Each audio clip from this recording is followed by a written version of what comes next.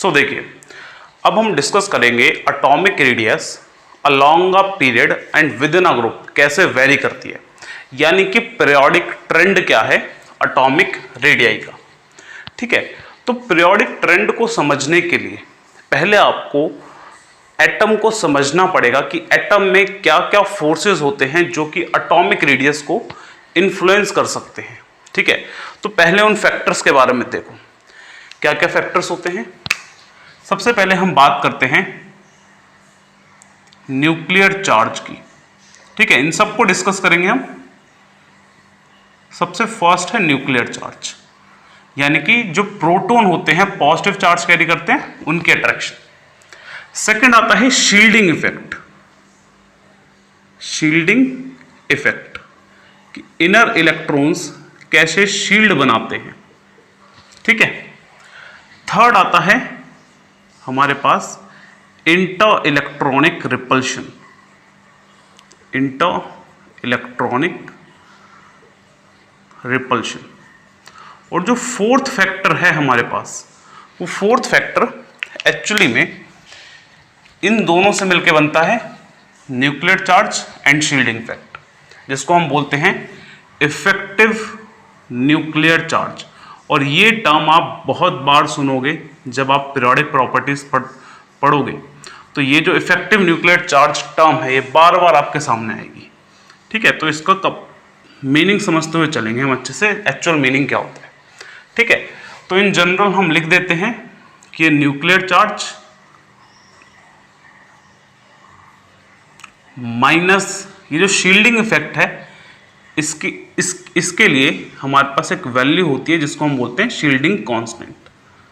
ठीक है, और सिंपली अगर हम इसको लिखें तो ये कुछ ऐसे लिखा जाता है, न्यूक्लियर चार्ज Z से रिप्रेजेंट होता है और शील्डिंग इफेक्ट सिग्मा से रिप्रेजेंट होता है, यानी कि फॉर्मूला आ जाता है इफेक्टिव न्यूक्लियर चार्ज का Z माइनस सिग्मा। ठीक है, नाउ अब ये सारे फैक्टर्स हैं जो कि एटॉमिक रेडियाई को अफेक्ट करते हैं। ठीक है, तो इन फैक्टर्स को समझो पहले, किस किस टाइप से फैक्टर वर्क करते हैं।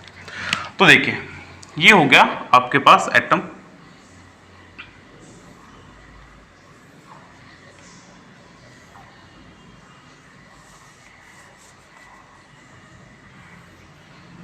ठीक है, ये एक एटम हो गया, सेंटर में हमारे पास न्यूक्लियस है और ये शेल्स है। ठीक है, तो अब इस एटम में फोर्सेस को समझो। सबसे पहले न्यूक्लियर चार्ज की अगर हम बात करें तो न्यूक्लियर चार्ज होता है कि न्यूक्लियस के पास कितने प्रोटॉन हैं। ठीक है, nuclear charge, nuclear charge simple depend करता है, सिंपल किस पे डिपेंड करता है, नंबर ऑफ प्रोटोनिक चार्ज। ठीक है, कितना प्रोटॉन है हमारे पास और उन पे कितना चार्ज है, वो होता है सिंपल न्यूक्लियर चार्ज। ठीक है, तो न्यूक्लियर चार्ज की अगर हम बात करें तो वो डिपेंड करेगा एटम के एटॉमिक नंबर पे। ठीक है, जैसे अगर किसी एटम का एटॉमिक नंबर ऑक्सीजन है, ऑक्सीजन का एटॉमिक नंबर 8 है, तो 8 प्रोटॉन मतलब 8 यूनिट पॉजिटिव चार्ज है उसका, उसके पास जो उसकी न्यूक्लियस की जो स्ट्रेंथ है वो 8 यूनिट पॉजिटिव चार्ज है। अगर हम सल्फर की बात करें, सल्फर का हो गया 16। ठीक है, ऐसे कोई भी एटम ले लो, कोबाल्ट ले लो, कोबाल्ट का एटॉमिक नंबर 27, तो उसके पास 27 प्रोटॉन है। ठीक है, तो nuclear charge simple number of proton पे कितना चार्ज होता है उसको डिफाइन करता है। ठीक है, नाउ अब बात करते हैं शील्डिंग इफेक्ट की, क्योंकि न्यूक्लियर चार्ज देखो एक ऐसी टर्म है जो कि आप बहुत बार पढ़ चुके हो, फेमिलियर है आपके लिए। ठीक है, बट ये जो टर्म है शील्डिंग इफेक्ट, ये शील्डिंग इफेक्ट हमारे लिए बिल्कुल नई टर्म आ जाती है। तो इसको देखो, इसको हम समझेंगे अच्छे से। ठीक है, सबसे पहले इसको समझने के लिए हम क्या बोलते हैं कि शील्डिंग मतलब सिंपल न्यूक्लियस की शील्ड होता है। ठीक है, न्यूक्लियस की शील्ड। अब इसको कैसे आप समझोगे, न्यूक्लियस की शील्ड हमने बोल दिया, इससे पूरी बात समझ में नहीं आती। पूरी बात समझने के लिए हम क्या समझते हैं, ये न्यूक्लियस है। ठीक है, इस न्यूक्लियस को हम मान के चल रहे हैं टॉर्च। ठीक है, टॉर्च है ये। और ये जो शेल्स हैं हमारे पास, ये जो शेल्स हमने बना रखी है, इन शेल्स में इलेक्ट्रॉन्स होंगे। ठीक है, इन शेल्स में ऐसे इलेक्ट्रॉन्स प्रेजेंट होंगे। तो जब हम बात करते हैं टॉर्च को, न्यूक्लियस को टॉर्च एज्यूम करके चले हम, ठीक है, ये हमने एज्यूम करा है। सो टॉर्च की जो स्ट्रेंथ है, इंटेंसिटी है, उसको ना इमेजिन करना, आप अपने आप समझ जाओगे। सपोज करो आपके पास एक टॉर्च है, ठीक है, उस टॉर्च के आगे आप कपड़े रख देते हो, मतलब आप बहुत पतला सा एक कपड़ा रख देते हो, ठीक है, तो टॉर्च, आपके हाथ में टॉर्च है, ठीक है, और सामने एक पतला सा कपड़ा है। तो जब उस कपड़े को टॉर्च की लाइट क्रॉस करेगी तो जो उसकी इंटेंसिटी उस कपड़े पे पड़ रही है उसके आगे उससे कम पड़ेगी, ठीक है। यानी कि आप इस तरीके से रिप्रेजेंट कर सकते हो कि अगर आपके पास इस टाइप की टॉर्च है, ठीक है, तो इसकी जो लाइट है ऐसे जा रही है, ठीक है, ये इसकी इंटेंसिटी है लाइट की, ऐसे जा रही है, और सामने हमने एक पतला सा कपड़ा रख रखा है या चुन्नी रख रखी है हमने, ठीक है। तो उस जो टॉर्च की स्ट्रेंथ है इस पर्टिकुलर बैरियर के बाद, ठीक है, इतना स्ट्रॉन्ग बैरियर नहीं है कि इसको पूरी तरह रोक ले, ऐसा बैरियर नहीं है। कैसा बैरियर है कि इसकी स्ट्रेंथ को थोड़ा बहुत कम कर देगा, यानी कि जब इसके बाद लाइट आएगी तो आपको ऐसे दिखेगी। अब डिफरेंस दिख रहा है, यहां पे हमने देखा कि इंटेंसिटी बहुत ज्यादा है और यहां पे इंटेंसिटी कम हो गई, रेस कम निकल रही है। तो यही न्यूक्लियर चार्ज और शील्डिंग इफेक्ट होता है। जो न्यूक्लियस का चार्ज है वो एक टॉर्च है, ठीक है, न्यूक्लियस का चार्ज एक टॉर्च है, और ये जो शेल्स हैं, इनर शेल्स, ठीक है, लास्ट वाली शेल की बात नहीं करें, लास्ट वाली शेल पे इफेक्ट पड़ेंगे हम। जो इनर शेल्स हैं, ये हो गई, ये वाली हो गई, ये शेल एक कपड़े की तरह हैं जिनसे न्यूक्लियर चार्ज, जब न्यूक्लियस अपनी स्ट्रेंथ दिखाएगा, यानी कि अगर हम बोलें कि जैसे ऑक्सीजन है, ऑक्सीजन के पास 8 यूनिट पॉजिटिव चार्ज है, तो वो अपने 8 यूनिट पॉजिटिव चार्ज को यहां पर नहीं दिखा पाएगा, इस इलेक्ट्रॉन को वो 8 यूनिट पॉजिटिव चार्ज नहीं दिखेगा, क्योंकि उसकी स्ट्रेंथ वीक हो गई जब वो इनर शेल से जाके स्ट्राइक करता है, ठीक है। तो जब वो इधर से रेस जब पहली शेल को पेनिट्रेट करके आगे जाएंगी, न्यूक्लियस की जो लाइट है या न्यूक्लियस का जो हम बोले अट्रैक्टिव फोर्स है, वो पहली शेल को पेनिट्रेट करके जब आगे जाएगा तो उसकी जो न्यूक्लियस की जो स्ट्रेंथ है वो कम हो जाएगी, और जो ये इनर शेल्स ने उसकी स्ट्रेंथ को कम करा उसी को ही हम बोलते हैं शील्ड, ठीक है। शील्ड का मतलब क्या है कि न्यूक्लियस की जो स्ट्रेंथ है उसको आगे तक पूरी तरह से नहीं पहुंचने देना, यानी कि न्यूक्लियस की स्ट्रेंथ, अगर सपोज करो हमारे पास 20 यूनिट पॉजिटिव चार्ज है, तो लास्ट तक जाते आते हो 4 यूनिट पॉजिटिव चार्ज या 5 यूनिट पॉजिटिव चार्ज ही लास्ट इलेक्ट्रॉन को ऑब्जर्व होगा, बिकॉज जो इनर शेल्स हैं, पहले न्यूक्लियस की जो अट्रैक्टिव फोर्स है वो यहां पे जाके थोड़ा सा वीक हुआ, इसके बाद लाइट ऐसे आ रही है, बहुत वीक हो गई लाइट, या अट्रैक्शन बहुत वीक हो गई, जब इनके बाद और आगे जा रही है तो ये शेल और ज्यादा इलेक्ट्रॉन और न्यूक्लियस चार्ज को अपने पास रोक लेंगे या अब्जॉर्ब कर लेंगे। तो इस शेल को जब पेनिट्रेट करके और आगे जाएगी तो न्यूक्लियस की स्ट्रेंथ और वीक हो जाएगी। तो इसको हम बोलते हैं शील्डिंग इफेक्ट, कि जो इनर शेल्स के इलेक्ट्रॉन्स हैं या जो इनर शेल्स हैं वो न्यूक्लियस के लिए एक शील्ड की तरह एक्ट करती हैं, ठीक है, न्यूक्लियस के लिए एक शील्ड की तरह एक्ट करते हैं। तो डिफाइन हम कैसे कर सकते हैं, हम शील्डिंग इफेक्ट को डिफाइन कर सकते हैं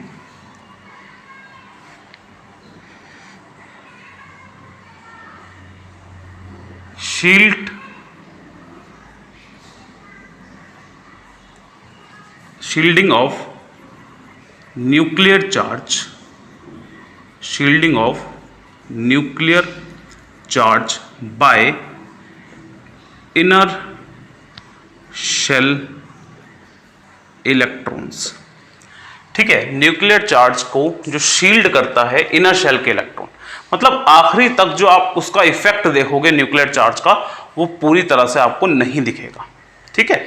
और इन दोनों से मिलके हमने क्या बोला था, न्यूक्लियर चार्ज और शील्डिंग इफेक्ट से मिलकर ही इफेक्टिव न्यूक्लियर चार्ज बनता है।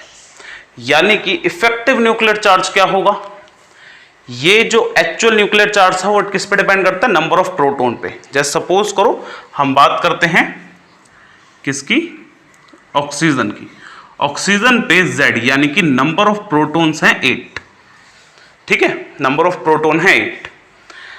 उसके बाद वो जो 8 प्रोटॉन है पहली शेल से जब टकराएंगे, क्योंकि ऑक्सीजन की अगर हम बात करें तो ऑक्सीजन के एटम में सिर्फ 2 शेल्स होती हैं, फर्स्ट एंड सेकंड। जब फर्स्ट शेल से न्यूक्लियस चार्ज इस तरह से टकराएगा तो पूरी तरह से पेनिट्रेट नहीं कर पाएगा, ठीक है। तो कुछ न्यूक्लियस की जो स्ट्रेंथ है वो वहीं पे रुक जाएगी या कम हो जाएगी न्यूक्लियस की strength.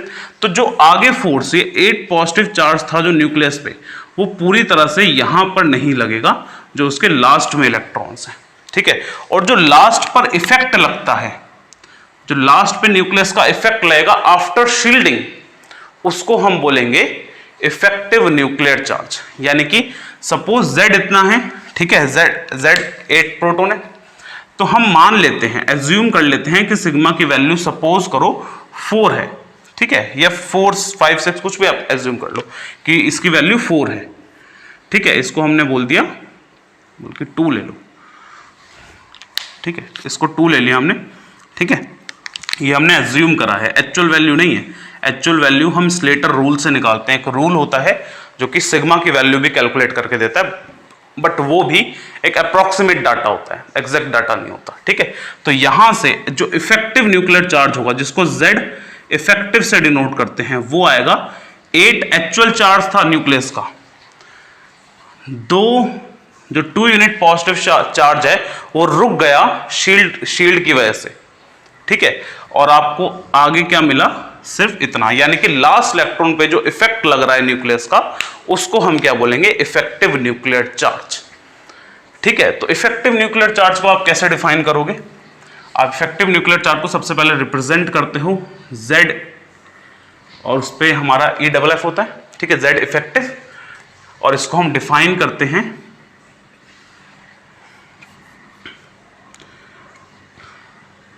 Effect of nuclear charge on last electron, ठीक है। Effect of nuclear charge on last electron, last electron पे जो न्यूक्लियर चार्ज का जो इफेक्ट पड़ता है उसको हम बोलते हैं इफेक्टिव न्यूक्लियर चार्ज, ठीक है। और सिंपल जो फॉर्मूला है, फॉर्मूला क्या हो जाएगा, Z माइनस सिग्मा। अब एक चीज देखो, अगर हम बात करते हैं कि एक एटम है, न्यूक्लियर चार्ज एटम में कैसे उसकी रेडियस को इन्फ्लुएंस करेगा। एटम अट्रैक्टिव फोर्स जनरेट, जो न्यूक्लियस है वो अट्रैक्टिव फोर्स जनरेट कर रहा है। अट्रैक्टिव फोर्स जनरेट करने का मतलब क्या है, ये न्यूक्लियस जो आउटर मोस्ट शेल के इलेक्ट्रॉन है उसको अपनी तरफ पुल कर रहा है, क्योंकि अनलाइक चार्ज है, अनलाइक चार्ज एक दूसरे को अट्रैक्ट करते हैं। यहाँ न्यूक्लियस पॉजिटिव चार्ज का, इलेक्ट्रॉन नेगेटिव चार्ज के, ठीक है। तो अनलाइक चार्ज एक दूसरे को अट्रैक्ट करते हैं, तो न्यूक्लियस इलेक्ट्रॉन को पुल करता है। लेकिन जो आप अट्रैक्टिव फोर्स देखोगे वो आप न्यूक्लियर चार्ज से नहीं देखोगे। कि आपने बोला कि सपोज करो कि एक के पास जैसे ऑक्सीजन है, ठीक है, ऑक्सीजन में हमने बोला कि ऑक्सीजन के पास 8 प्रोटॉन है, ठीक है, और किसी और के पास हमने बोल दिया कि उसके पास 20 प्रोटॉन है। तो इसका मतलब ये नहीं कि 20 प्रोटॉन वाला जो है वो ज्यादा अट्रैक्शन शो कर लेगा, नहीं। अट्रैक्शन शो कैसे होगी, आप ओवरऑल वैल्यू हमेशा इससे देखोगे। क्या पता सिग्मा की वैल्यू यानी कि शील्डिंग कांस्टेंट इतना ज्यादा हो कि ओवरऑल इफेक्ट जो न्यूक्लियस का लग रहा हो। हमने 2 एग्जांपल लिए, क्या क्या, एक हमने ले लिया कि एटॉम 6 है और एक हमने ले लिया कि 14 है, ठीक है, ये ले लिया हमने। अब 6 और 14 वाले में ये मतलब नहीं है कि 6 का जो इफेक्ट लगेगा लास्ट में वो कम होगा।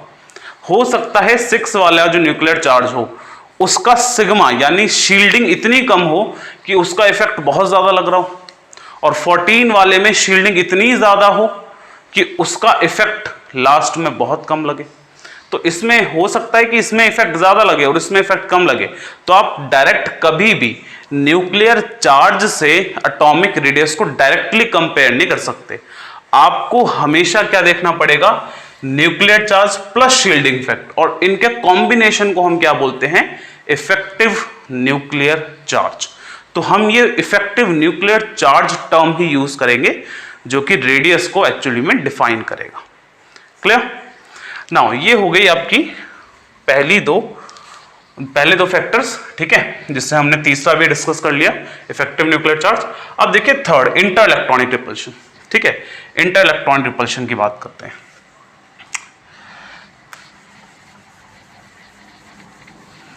दोबारा से एक बार एटम ही देखना है हमें दोबारा।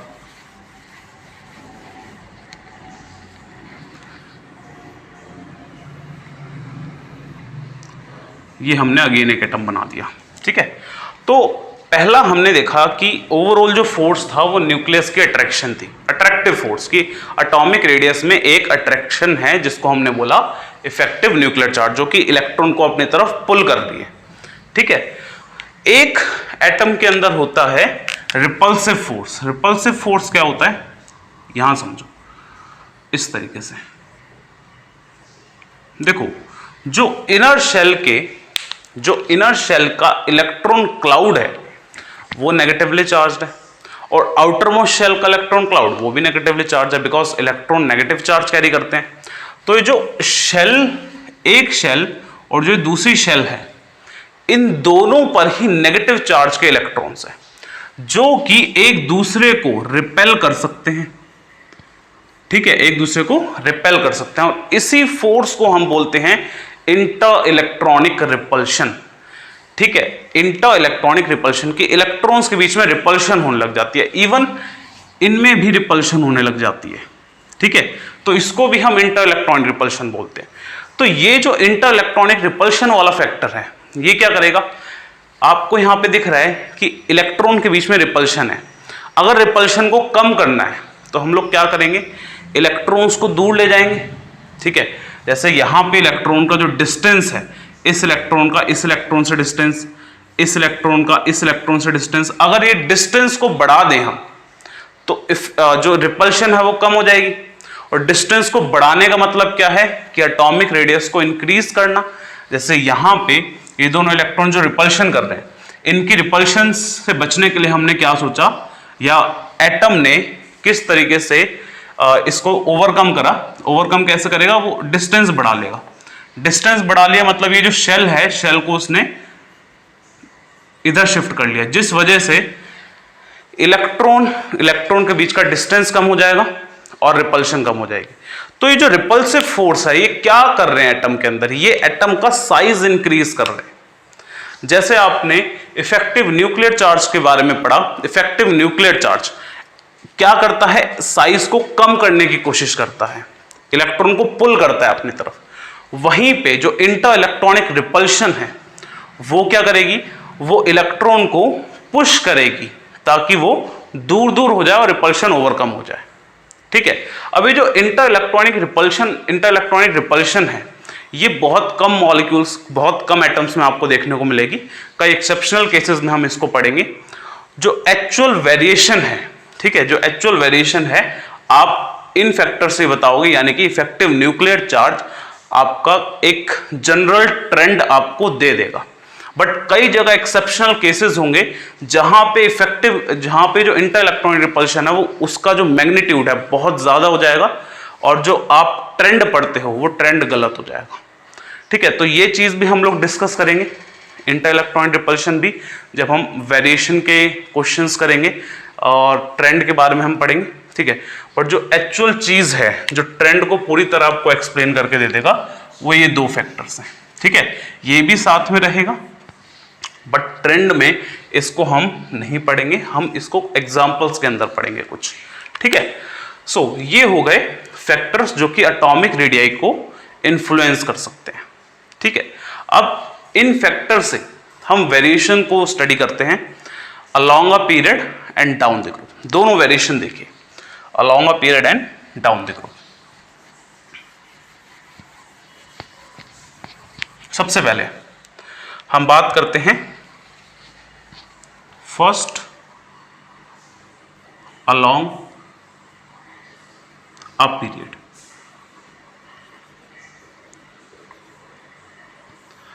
अलोंग अ पीरियड, तो देखिए अलोंग अ पीरियड क्या होता है, जब आप left to right in a period जाते हो, ठीक है। हम 3 से 4 एलिमेंट लेते हैं एक पीरियड के, ताकि एग्जांपल के थ्रू हमें बेटर समझ में आए, ठीक है। तो lithium, beryllium, boron and carbon. ये हमने सेकंड ग्रुप के लेफ्ट टू राइट में 4 एलिमेंट ले लिए, ठीक है। अब इन चारों की इलेक्ट्रॉनिक कॉन्फ़िगरेशन लिख के देखते हैं। इसकी इलेक्ट्रॉनिक कॉन्फ़िगरेशन आती है आउटर मोस्ट शेल की 2s1, इसकी आती है 2s2, इसकी आती है 2s2 2p2 और इसकी आती है 2s2 2s 2p1 और इसकी 2p2। अब आप यहाँ पे एक चीज़ नोटिस करोगे कि जब हम पीरियड में लेफ्ट टू राइट मूव करते हैं तो जो प्रिंसिपल क्वांटम नंबर है या हम बोलें जो शेल है वो सेम रहती है। सेम कैसे रहती है? यहाँ पर भी लास्ट 2 है, यहाँ पर भी 2 है। देखो सब शेल चेंज हो सकती है, सब शेल की बात नहीं कर रहे, हम बात कर रहे हैं शेल की। शेल मतलब ये n की वैल्यू हाईएस्ट 2 है।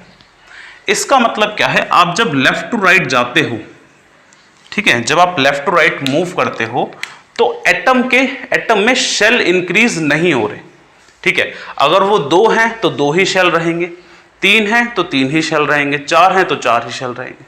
अब इससे क्या फर्क पड़ेगा? जैसे सपोज करो ये है 2 शेल्स हैं हमारे पास, ये एटम हो गया और 2 शेल्स हैं। अब इन 2 शेल होने से होगा क्या कि आप जब लेफ्ट टू राइट मूव कर रहे हो तो शेल तो कांस्टेंट है। अगर शेल कांस्टेंट हैं तो जो शील्डिंग की वैल्यू होगी वो भी कांस्टेंट होगी। जैसे अगर हम बात करते हैं कि यहाँ पे इलेक्ट्रॉन्स हैं, ठीक है, यहाँ पे इलेक्ट्रॉन्स हैं, यहाँ पे इलेक्ट्रॉन्स हैं, ये नाउ आप जब लेफ्ट टू राइट मूव कर रहे हो, लेफ्ट टू राइट मूव करने से इलेक्ट्रॉन लास्ट शेल में ऐड होगा, यहाँ पर ऐड होगा इलेक्ट्रॉन, ठीक है ना। यानी जो शील्ड बना रही है, इनर शेल शील्ड बनाती है, शील्ड जो है वो इनर शेल्स बनाती हैं। तो जो शील्ड की वैल्यू है, जो शील्डिंग है, वो आपकी चेंज नहीं होगी, फिक्स होगी।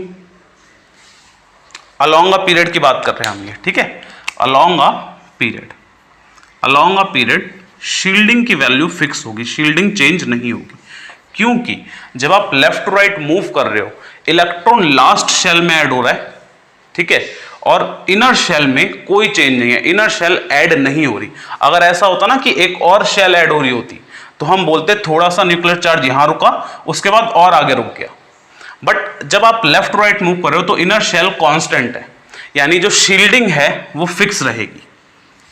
बट जब आप लेफ्ट राइट मूव कर रहे हो तो इसके पास 3 प्रोटॉन है, इसके पास 4 प्रोटॉन है, इसके पास 5 प्रोटॉन है, इसके पास 6 प्रोटॉन है। यानी कि नंबर ऑफ प्रोटॉन यानी न्यूक्लियर चार्ज इंक्रीज हो रहा है।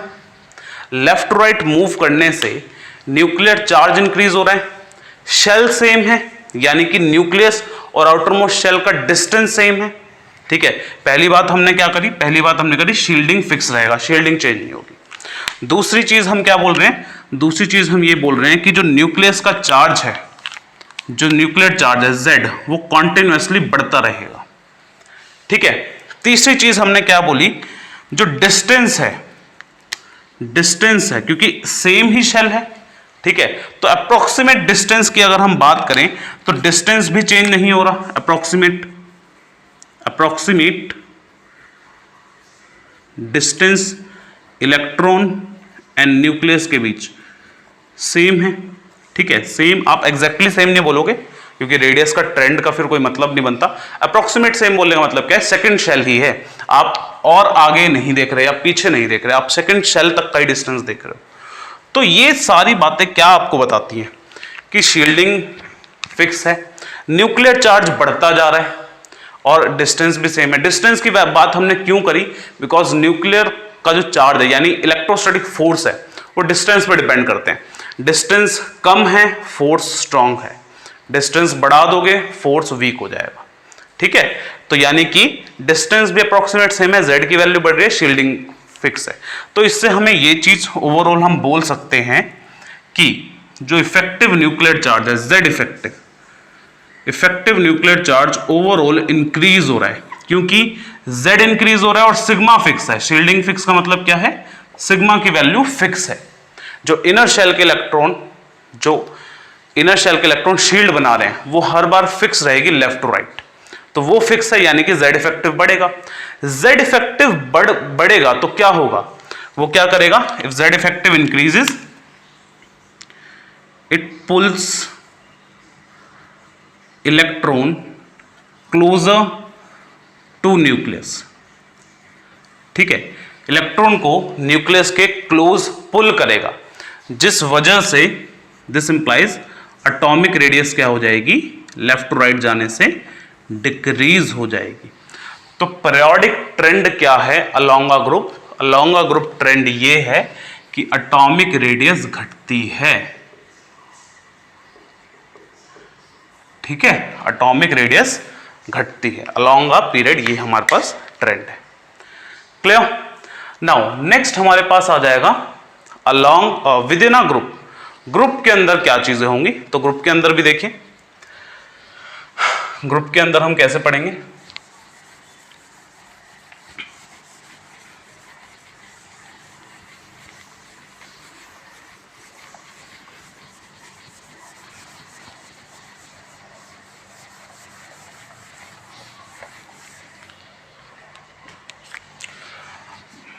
देखिए विद इन अ ग्रुप मतलब डाउन द ग्रुप जा रहे हैं हम। ठीक है, तो विद इन अ ग्रुप अब पहले एटम में वही चेंजेस देखिए क्या क्या चेंजेस आ रहे हैं। ठीक है, जब हम डाउन द ग्रुप जाते हैं तो होता क्या है, शेल इंक्रीज होती है। जैसे लिथियम, सोडियम, पोटेशियम की अगर हम बात करें, ये 3 एटम हम ले लेते हैं एग्जाम्पल के लिए। लिथियम की इलेक्ट्रॉनिक कॉन्फिगरेशन होती है 2s1। ठीक है, इसके जस्ट नीचे आता है सोडियम, इसकी होती है 3s1। इसके जस्ट नीचे आता है पोटेशियम, इसकी होती है 4s1। तो आप ये चीज यहां पे नोटिस कर रहे हो कि जैसे जैसे आप डाउन द ग्रुप जाते जा रहे हो वैसे वैसे क्या हो रहा है कि लिथियम है तो सिर्फ फर्स्ट और सेकंड शेल। ठीक है, सोडियम है तो सोडियम के केस में 1 2 3 शेल इंक्रीज हो गई। ठीक है, और अगर पोटेशियम है, पोटेशियम के केस में 4 शेल हैं, 1 2 3 4, इस टाइप से शेल इंक्रीज होती जा रही है। तो शेल इंक्रीज होने से क्या होगा, शेल इंक्रीज होने से क्या होगा, सबसे पहले न्यूक्लियस और आउटर मोस्ट का जो डिस्टेंस है वो इंक्रीज हो रहा है। ठीक है, जो डिस्टेंस है, जो आउटर मोस्ट इलेक्ट्रॉन्स हैं और जो न्यूक्लियस है उनका डिस्टेंस क्या हो रहा है, डिक्रीज हो रहा है। तो पहली चीज हम यहां पे क्या लिख देंगे, हम लिखेंगे कि जो डिस्टेंस है, distance between electrons and nucleus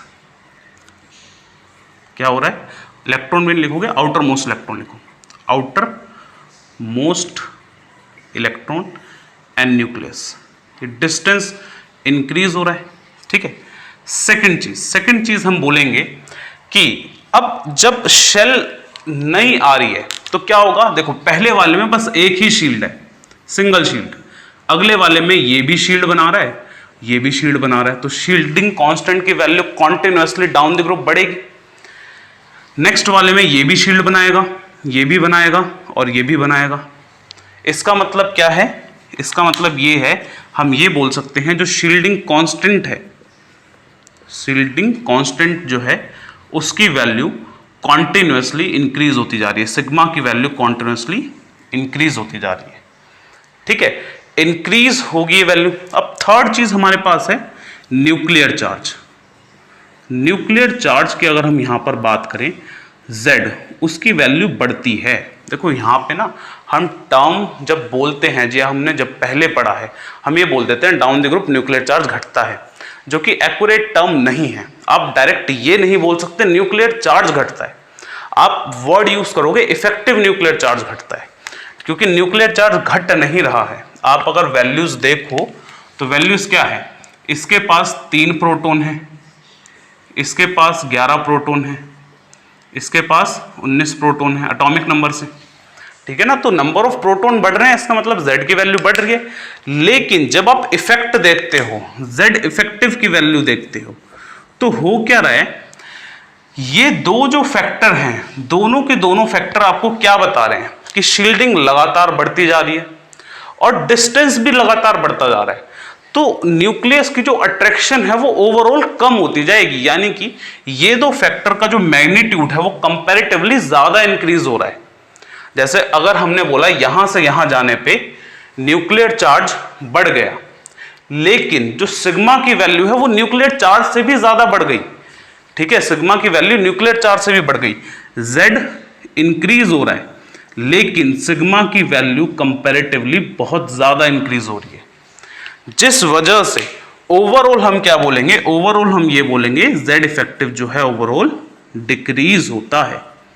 down the group effective nuclear charge decreases, और अगर इफेक्टिव न्यूक्लियर चार्ज डिक्रीज होगा तो इलेक्ट्रॉन को अपनी तरफ पुल नहीं कर पाएगा, ठीक है, नहीं पुल कर पाएगा तो साइज क्या होगा, this implies atomic radii increases. तो जब डाउन द ग्रुप हम जाते हैं तो एटॉमिक रेडियस बढ़ जाती है। तो पीरियोडिक ट्रेंड क्या है with in a group, atomic radii